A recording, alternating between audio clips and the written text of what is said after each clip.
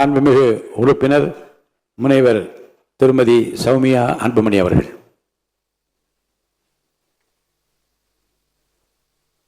அனைவருக்கும் வணக்கம். மாண்புமிகு அவைத் தலைவர் அவர்களுக்கும், மாண்புமிகு துணை அவைத் தலைவர் அவர்களுக்கும், மாண்புமிகு முதலமைச்சர் அவர்களுக்கும், மாண்புமிகு அமைச்சர் பெருமக்களுக்கும், மாண்புமிகு எதிர்க்கட்சி தலைவர் அவர்களுக்கும், மாண்புமிகு முன்னாள் முதலமைச்சர் எடப்பாடியார் அண்ணன் அவர்களுக்கும், மாண்புமிகு அனைத்து கட்சி சட்டமன்ற குழு தலைவர்களுக்கும், மாண்புமிகு அனைத்து கட்சி சட்டமன்ற உறுப்பினர்களுக்கும் என் பணிவான வணக்கங்களை தெரிவித்துக் கொள்கின்றேன். இந்த சட்டப்பேரவைக்கு அவைத்தலைவராகவும் துணை அவைத்தலைவராகவும் ஒருமனதாக தேர்ந்தெடுக்கப்பட்டிருக்கும் தங்களுக்கு பாட்டாளி மக்கள் கட்சி சார்பாக மனமார்ந்த வாழ்த்துக்களை இந்நேரத்தில் தெரிவித்துக் கொள்கின்றோம். மாண்புமிகு பேரவைத் தலைவராக பொறுப்பேற்றிருக்கும் எங்களுடைய மூத்த சகோதரர், பழுத்த அரசியல்வாதி, சமூக நீதியின் பின்னணியில் வளர்ந்தவர், சமூக நீதிக்காக தொடர்ந்து பாடுபட்டு கொண்டிருக்கும் எங்களுடைய அன்பு சகோதரர் மாண்புமிகு அவைத்தலைவர் திரு JCT பிரபாகரன் ஐயா அவர்களுக்கும், சமூக நீதிக்காக பாடுபட்டு கொண்டிருக்கும் துணை சபா அவைத்தலைவர் சகோதரர் ரவிசங்கர் அவர்களுக்கும் எங்களுடைய மனமார்ந்த வாழ்த்துக்களை தெரிவித்துக் கொள்கின்றோம். ஜனநாயக முறைப்படி இந்த சட்டமன்றம் நன்றாக நடக்கும் என்பதில் எங்களுக்கு எந்த ஐயமும் இல்லை. ஏனென்றால் சமூக நீதியின் பின்னணியில் வளர்ந்தவர்கள் தாங்கள் கண்டிப்பாக எல்லோருக்கும் சம வாய்ப்பு அளித்து ஜனநாயக முறைப்படி இந்த சட்டமன்றம் நடக்கும், உங்கள் இருவரின் வழிகாட்டுதல் படி நேர்மையாகவும் இந்த சட்டமன்றம் நடக்கும் என்பதில் எந்த வழிகாட்டுதல் படி நேர்மையாக இந்த சட்டமன்றம் நடக்கும் என்பதில் எந்த ஐயமும் இல்லை. இந்த சட்டமன்றத்தில் பணியாற்றுவதற்கு எங்களுக்கு மிகுந்த பெருமையாகவும் அது எங்களுடைய பாக்கியமாகவும் வரமாகவும் நாங்கள் கருதுகின்றோம்.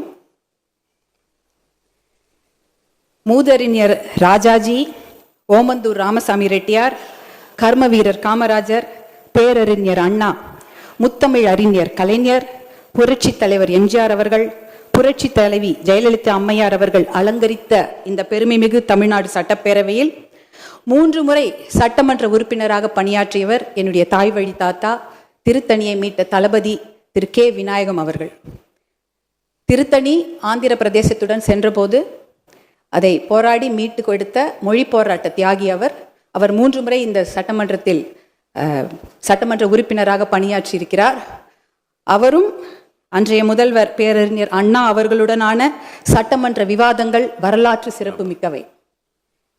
ஒருமுறை honourable chief minister, your days or numbered என்று என்னுடைய தாத்தா சிம்மக்குரல் தளபதி K. விநாயகம் அவர்கள் முழங்கி இருக்கின்றார்.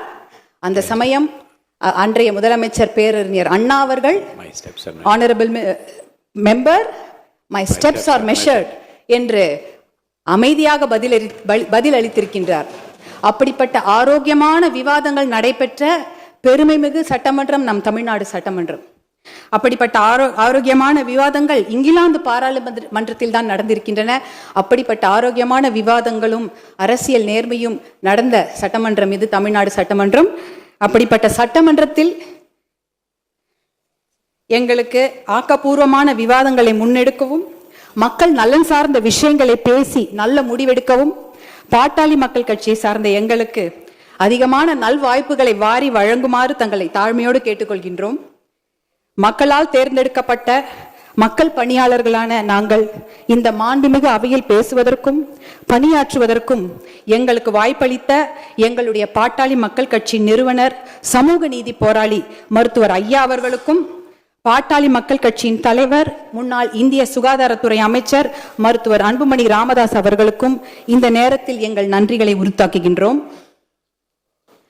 தமிழ்நாட்டின் வளர்ச்சிக்காக இந்த பெருமைமிகு சட்டப்பேரவையில் சமூக நீதி, பெண்கள் பாதுகாப்பு, மது ஒழிப்பு, போதை ஒழிப்பு, இளைஞர்களுக்கு வேலை வாய்ப்பு, வேளாண் வளர்ச்சி, தொழில் வளர்ச்சி, நீடித்த சுற்றுச்சூழல் பாதுகாப்பு, கல்வி மற்றும் மருத்துவம், தமிழுக்கு முக்கியத்துவம், நீர் மேலாண்மை பற்றிய ஆக்கப்பூர்வமான விவாதங்களை பேரவைத் தலைவர் அவர்கள் தலைமையேற்று நடத்தி தருமாறு அன்போடு கேட்டுக்கொள்கின்றோம். நான் முன்பே சொன்ன மாதிரி கேட்டுக்கொண்டிருந்தேன், பாட்டாளி மக்கள் கட்சிக்கு பேசுவதற்கு அதிகமான வாய்ப்புகளை அள்ளித்தருமாறு மீண்டும் ஒருமுறை கேட்டுக்கொள்கின்றோம். நிச்சயம் தாங்கள் அவ்வாறு நல் வாய்ப்புகளை தருவீர்கள் என்ற நம்பிக்கையோடு நன்றியோடு அமர்கின்றோம்.